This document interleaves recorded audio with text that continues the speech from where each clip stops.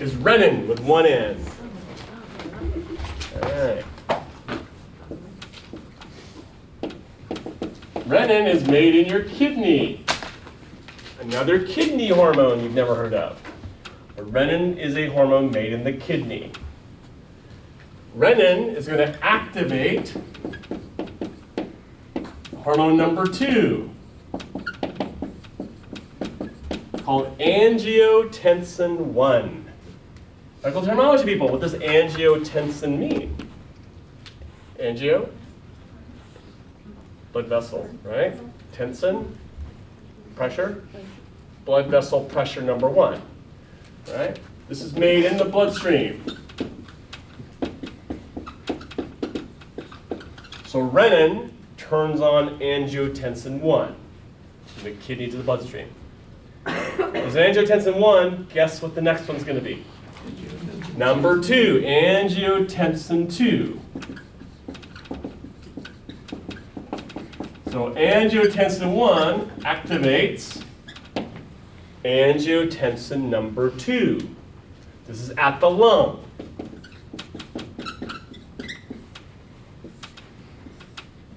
So the kidney hormone goes to the bloodstream hormone, which goes to the lung hormone.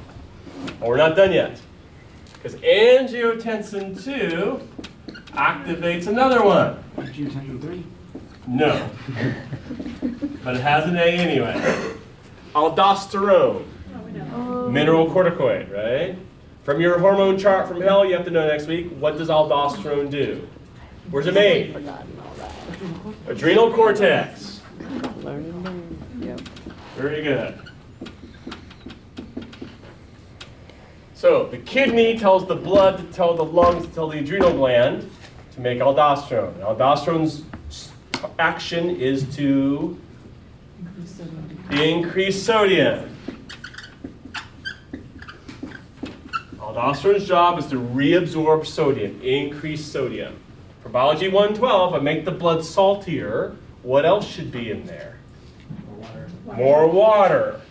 It increases the water due to osmosis. So my blood gets saltier, which attracts water. Isn't water found in the plasma? Mm-hmm. Yes. That's going to increase my plasma. So I increase the sodium to increase the water to increase the plasma. Doesn't that mean there's more fluid in my blood vessels? Mm-hmm. What should more fluid do to my pressure? More pressure. Should make it go up. Second one under HT. So more sodium, more water by osmosis makes more plasma, which makes more pressure. So renin goes to angiotensin 1, angiotensin 2, to aldosterone, to salt, to water, to plasma, to pressure. All in a row. So thou shalt know this listing, thou shalt. Right? For your future career, this is shortcutted. So your nursing partners will call this the RAS with 2 A's. The renin-angiotensin-aldosterone system. So if you go to work and say RAS like that, this is what they're talking about. Yes? So you said the blood viscosity, if it goes up, the Right. blood pressure increases. Wouldn't this lower the viscosity of it? Yes, but viscosity only means the number of RBC. So this does affect that. But Okay. when they do viscosity, they just mean the RBC count, not the plasma load. You're right. This would affect that too. But when they do viscosity, it's simply the RBCs. Just the plasma load. Does that make sense? So we have this RAS system affecting your blood. So we're going to go through an animation of this. Let's go learn about our RAS. You can shove it right up your RAS. All right. Surprised that you told me to do that. All right. So long-term regulation. This is going to be days, weeks, months.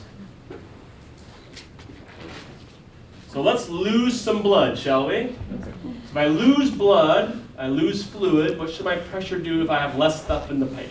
Drop. In theory, it should go down at first, right? I have less stuff. We're going to do that. I'm leaking like a sieve. My pressure begins to go down. EMTs, right? You're bleeding out. Your pressure's dropping. Hypovolemic shock. Right? You're losing fluid. And then I die. Okay. So your kidneys say, I don't want you to die. I like blood. So the kidneys are are going to scream that there's not enough pressure. Next term we'll learn why the kidneys care. The kidneys can't filter unless they have pressure. So they're going to scream, you don't have enough pressure. So they're going to start cranking out the R. Here's renin. Looks like Pac-Man. Does that remember from 112? Remember that? Active site, blah, blah. So here's my renin floating from my kidneys in my blood vessels. Oh, no, went too far. Let's try that again. Here comes angiotensinogen. I'm going to cleave it off and form angiotensin 1 in the bloodstream from renin. So renin activates angiotensin 1. Make sense? That was exciting. Let's watch that again.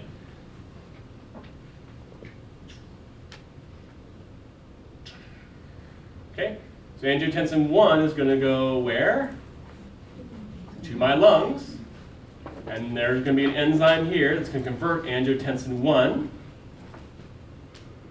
to angiotensin 2. Right there. Itty bitty. All right? So now I've gone from 1 to 2. 2 now has to go back to my adrenal gland, which is the next trip.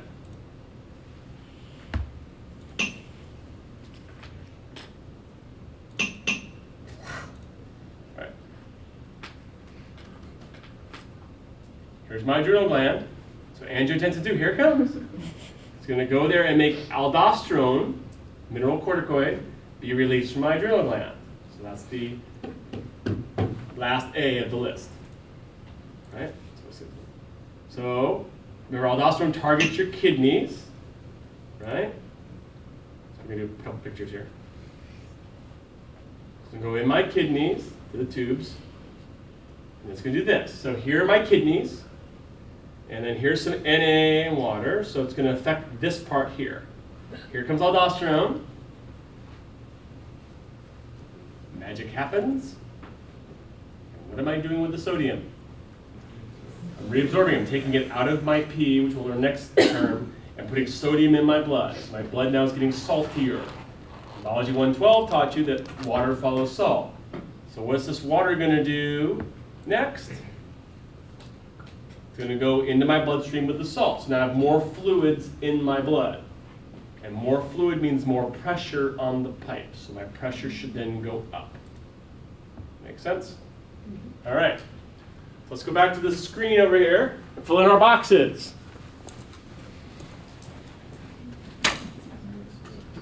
So in our boxes, long-term regulation.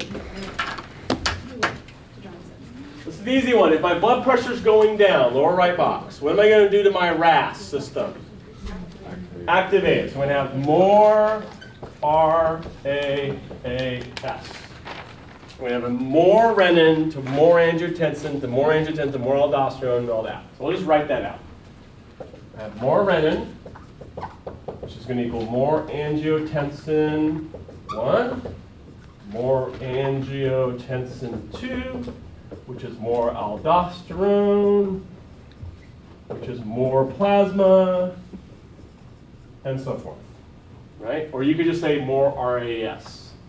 That's fine. So I'm going to turn on renin to raise my pressure. What happens if your pressure is too high? What do you think you're going to do? I'm going to turn off the RAAS. Less renin, less angiotensin, less aldosterone, and I'll let you fill in the rest. I'm going to shut that off to lower the amount of plasma, lowering my pressure. Make sense? So short term, faster, slower heart. Long term, more or less plasma. Those are the two ways you're going to address blood pressure. Question? Okay. All right. Let's go back to our case study. Remember that? Ooh, too dark. Sorry. So let's go back to our guy that we were trying to diagnose. Boom. He has low plasma renin. So can someone tell me why his renin would be low? Let's look on the chart you're going to memorize. When does your renin go down? If you have high BP. So low plasma renin is to lower his blood pressure by lowering the RAAS. His body's trying to lower his blood pressure. Right? So his body's trying to turn off this system to bring his pressure down. Does that make sense? Okay, so he has too much resistance. He's trying to lower his pressure. Tell me what ventricular hypertrophy means, or hypertrophy. His heart's getting bigger. Right? Why would his heart be getting bigger? Pump harder. It's getting stronger. Why does it have to get stronger? To work harder. To increase BP through the TPR. So he has resistance, so he has to work harder to pump his blood. Right? That's your homework question number 1, right? So, number 3, which of these things caused the other one? So which of these things came first? The renin, the TPR, or the hypertrophy? TPR. The TPR. You ended up with your pipes being hard to push blood through. Then that makes your heart beat harder, number 2. And that raises your pressure. And what would your body do to compensate for pressure? I'm going to turn off your RAAS. So the TPR came first. Right? You ended up with too much resistance, and so the body tried to compensate by those 2. Does that make sense? Okay. Let's look at question 4 then. Salt reduction and weight loss. Let's do the weight loss first. Tell me why weight loss might matter. What would that do? I erased it over here. The shorten the length. Right, it'll reduce TPR, right? So weight loss should reduce TPR, assuming you're just fat, right? So weight loss would lower the amount of vessel length, thereby lowering my pressure. Talk about the salt thing. Why would salt reduction matter? Less water in the plasma. That's right, let's go over here. If I have more salt, I get more water, which is more plasma, which is more BP.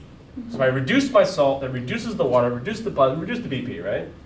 Where I was supposed to. So reducing my salt should lower my plasma, and thereby lower my pressure. Does that make sense? Okay, so my dad had horribly high blood pressure, which the doctors didn't know anything, so 225 over 168. Right, so the doctor told him, lose 100 pounds, which he refused to do, quit smoking, which he refused to do, exercise, which he refused to do, and he gave him a bunch of peeing pills and a bunch of salt reduction, right? Because the doctor's trying to treat this by getting fluids out of you and reducing TPR, which he ignored, and that way he had a stroke. Yes? How does the alcohol reduction? I have no idea why that's on the case. I don't know. Okay. I guess he has to punish you for being this way, right? Maybe because of its Yeah. weight gaining. It can be. Right, so let's do these 3 things here. So they gave Dad an oral diuretic, pee pills. Why would they want you to pee more? Less salt. Reduce fluids. So is to reduce your plasma. So where would you go? What's the site of action to reduce your plasma, to pee more water?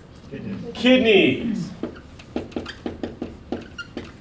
So oral diuretics go to your kidneys and tell you to pee out your plasma, which we'll do next term. But that's what you're doing when you urinate, you're losing plasma.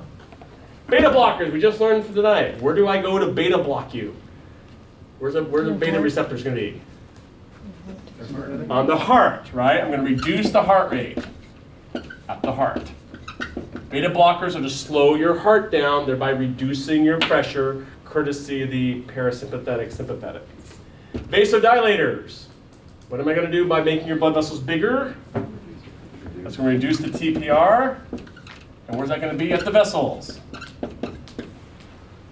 So a doctor's going to make you pee more fluid to get it out of your pipes. Maybe give you a beta blocker to slow your heart down and tell your pipes to get bigger. In addition to stop being fat and stop smoking. Right? Make sense? So that's what you're giving your people at your nursing home, are these kind of drugs. So I misspelled this horribly. It's like Gaelic, hemorrhaging. Right. Why would he have retinal hemorrhaging if all he has is high blood pressure? Because he's putting too much pressure. What would pressure do to blood vessels eventually? Pop them. So I could burst my blood vessels. So if the pressure gets high, they begin to break. So what would happen to you if your retina busts its blood vessels? You are now blind. Because your retina would no longer get blood flow properly. So high blood pressure kills you because it starts destroying organs that need the blood flow.